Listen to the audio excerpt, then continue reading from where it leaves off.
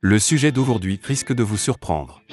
Et si malgré tous ces bienfaits, la marche n'était pas la solution complète pour préserver votre santé après 70 ans? Vous êtes-vous déjà demandé si marcher suffisait vraiment à ralentir le vieillissement et à garder la forme? En réalité, si la marche est votre seule activité physique, elle pourrait même accélérer certains aspects du vieillissement. Cela vous semble-t-il surprenant? Ne vous inquiétez pas, dans cette vidéo, je vais vous présenter 5 stratégies essentielles à ajouter à votre routine pour compléter la marche. Ces pratiques vous permettront de maintenir votre force, votre équilibre, de préserver vos articulations et de rester dynamique et autonome. Restez jusqu'à la fin, car je vais aborder un point souvent négligé, mais crucial pour votre longévité. Premier point, la musculation pour maintenir la masse musculaire. La marche est une excellente activité, elle vous permet de sortir, de faire travailler vos jambes et de stimuler votre circulation sanguine. Mais si c'est votre seul exercice, vous risquez de développer ce qu'on appelle la sarcopénie, c'est-à-dire la perte progressive de masse musculaire. C'est l'une des principales menaces pour votre autonomie à mesure que vous vieillissez. Et si la marche sollicite certainement certains muscles, en particulier ceux du bas du corps, elle n'offre souvent pas une résistance suffisante pour maintenir ou développer une force musculaire significative. C'est exactement la raison pour laquelle de nombreux médecins incitent désormais sur l'importance de la musculation après 70 ans. Lorsque vous entraînez vos muscles, vous luttez contre le déclin naturel qui tend à s'accélérer avec l'âge. Ce type d'entraînement permet de garder l'équilibre, de renforcer les os, et d'améliorer la capacité de l'ensemble du corps à accomplir les tâches quotidiennes, sans effort ni blessure. Alors, comment savoir si vos muscles fonctionnent encore bien? Faisons un petit test. Pouvez-vous porter un sac d'épicerie raisonnablement lourd, sans avoir l'impression que vos bras vont lâcher? Pouvez-vous ouvrir un couvercle de bocal récalcitrant sans demander de l'aide? Pouvez-vous encore vous lever d'une chaise en utilisant uniquement vos jambes, plutôt qu'en vous aidant de vos mains? Si ces choses deviennent difficiles, cela pourrait indiquer que vous commencez à perdre de la masse musculaire. Prenons l'exemple de Robert, 74 ans. Robert avait l'habitude de marcher tous les jours, convaincu que c'était tout ce dont il avait besoin.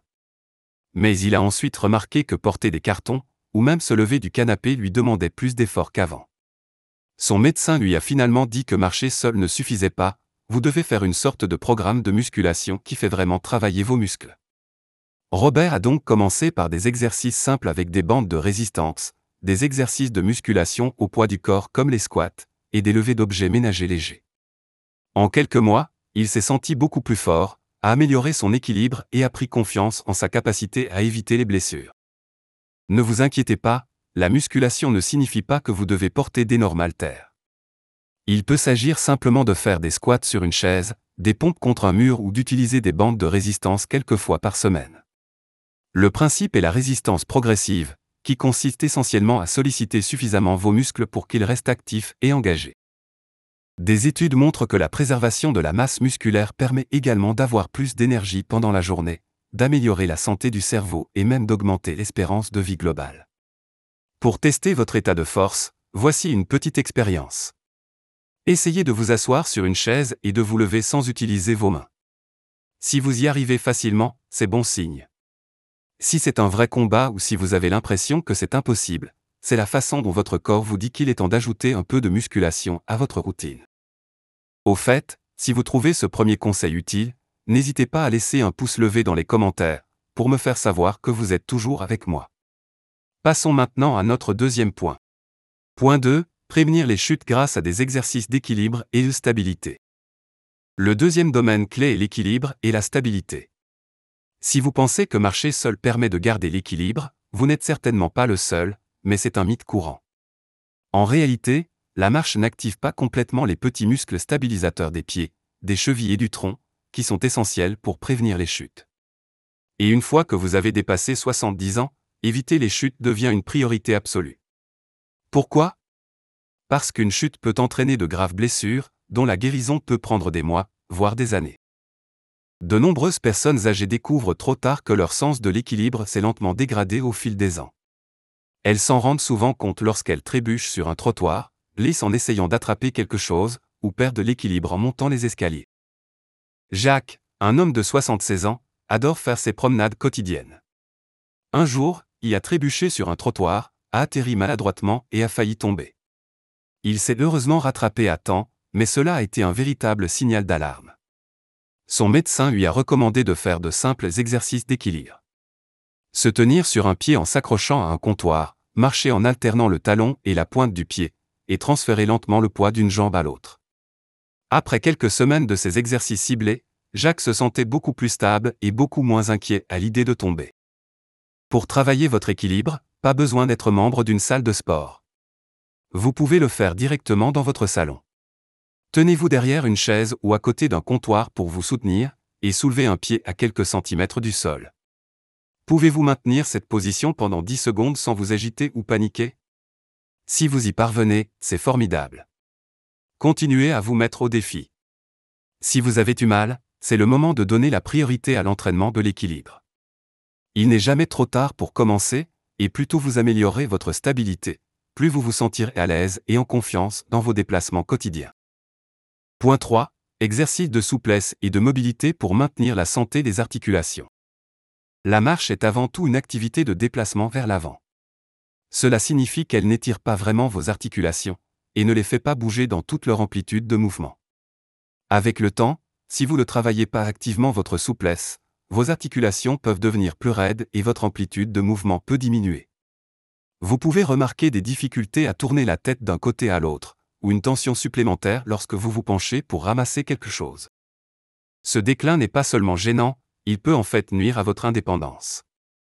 Des tâches simples, comme attacher une ceinture de sécurité, mettre une veste ou regarder par-dessus son épaule en conduisant, deviennent plus difficiles à mesure que la souplesse diminue. Mais il y a une bonne nouvelle.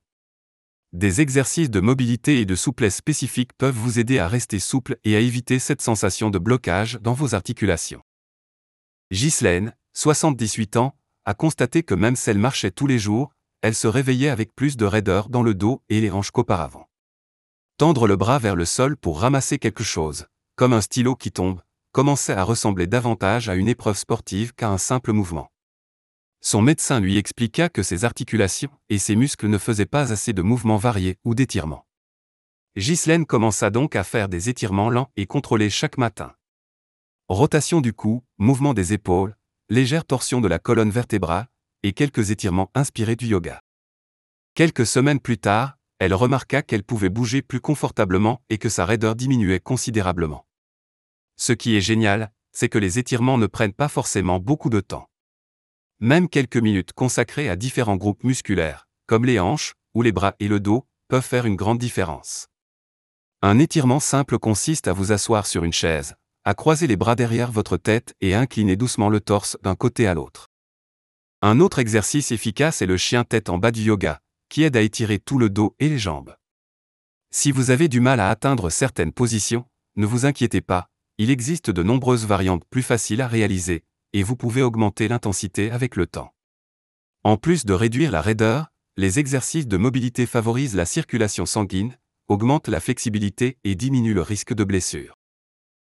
Point 4. Exercices cardiovasculaires pour la santé cardiaque et la gestion du poids. Bien que la marche soit bénéfique pour le cœur, elle peut ne pas être suffisante si elle est la seule activité physique que vous faites. Le cœur a besoin d'un certain niveau d'effort pour renforcer ses capacités. Des exercices cardiovasculaires modérés intenses, comme le vélo stationnaire, la natation ou même des exercices de faible impact comme la danse, peuvent améliorer la santé cardiaque et aider à maintenir un poids santé.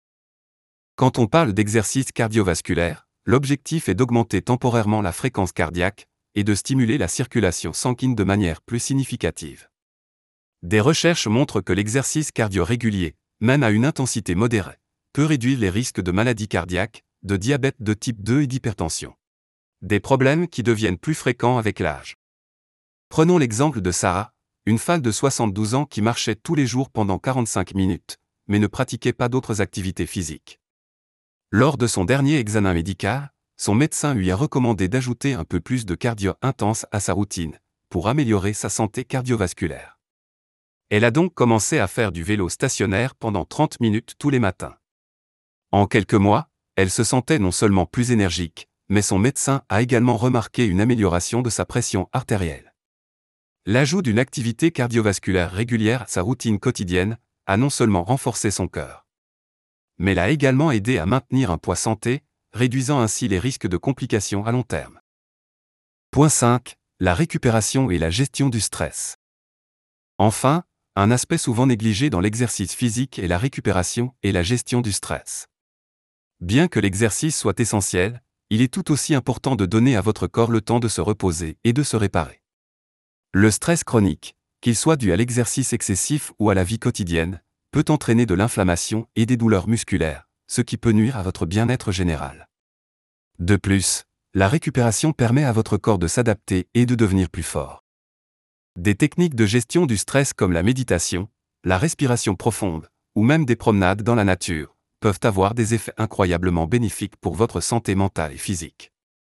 Cela permet non seulement de réduire la tension, mais aussi d'améliorer votre sommeil, d'accélérer la récupération musculaire, et de renforcer votre système immunitaire. Certaines personnes trouvent également que des pratiques comme le yoga, le tai chi ou même des massages réguliers peuvent aider à maintenir une bonne forme physique tout en gérant les niveaux de stress. Prenons l'exemple de Claire, 70 ans, qui avait du mal à gérer son stress. Après avoir intégré des exercices de relaxation et quelques séances de yoga hebdomadaires à sa routine, elle a constaté une amélioration significative de son bien-être mental et physique. Ses douleurs au dos ont diminué et son énergie s'est accrue, ce qui lui a permis de mieux profiter de ses activités quotidiennes. Bien que la marche soit bénéfique, il est essentiel de l'accompagner d'exercices de musculation, d'équilibre, de mobilité et de cardio, tout en intégrant récupération et gestion du stress. Pour rester actif et autonome plus longtemps, diversifiez vos activités physiques. Cette combinaison améliorera votre force, préservera vos articulations et soutiendra votre santé mentale et cardiaque, vous permettant ainsi de continuer à vivre pleinement. Alors adoptez des habitudes saines pour une vie saine. Ensemble vieillissons mieux. Si vous avez trouvé cette vidéo utile, mettez un pouce levé, abonnez-vous et partagez ces précieuses informations autour de vous. En attendant de vous retrouver avec d'autres conseils pour mieux vieillir, prenez soin de vous et restez en bonne santé.